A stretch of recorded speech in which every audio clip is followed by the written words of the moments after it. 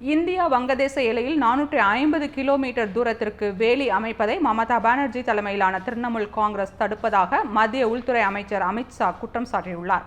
மக்களவையில் பேசிய அமித் ஷா, காங்கிரஸ் அசாமில் ஆட்சியில் இருந்தபோது வங்கதேசத்தைச் சேர்ந்தவர்கள் அசாம் வழியாக இந்தியாவிற்குள் சட்டவிரோதமாக ஊடுருவிய நிலையில் இப்போது திரிணாமுல் காங்கிரஸ் ஆட்சி செய்யும் மேற்கு வங்கம் வழியாக வங்கதேசத்தைச் சேர்ந்தவர்கள் சட்டவிரோதமாக இந்தியாவிற்குள் ஊடுருவுகிறார்கள். கைது செய்யப்பட்ட ஊடுருவல்காரர்கள் அனைவரும் மேற்கு வங்கத்தில் உள்ள நார்த் 24 பர்கானாஸ் மாவட்டத்தை எப்படி தங்களது ஆதார் அட்டையில் விலாசமாக அழைத்திருக்க முடியும் என்று கேள்வி எழுப்பினார்.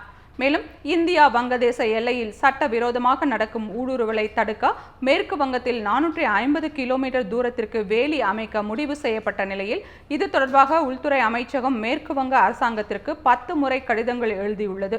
அது மட்டுமல்லாமல் 7 முறை மத்திய உள்துறை செயலருடன் சந்திப்பு நடத்தப்பட்ட பின்னரும் மேற்கு வங்க அரசு நிலம் வழங்கவில்லை என்று தெரிவித்துள்ளார். மேலும் இந்திய வங்கதேச எல்லையில் வேலி அமைக்க செல்லும் போது மத கோஷங்களை எழுப்பி திரிணாமுல் காங்கிரஸ் குண்டர்கள் இடையூறுகளை உருவாக்குகிறார்கள் என்றும் மேற்கு வங்கத்தில் பாஜக ஆட்சிக்கு வந்த பிறகு வங்கதேச ஊடுருவல்காரர்கள் விரட்டி அடிக்கப்படுவார்கள் என்றும் அமித் ஷா கூறினார்.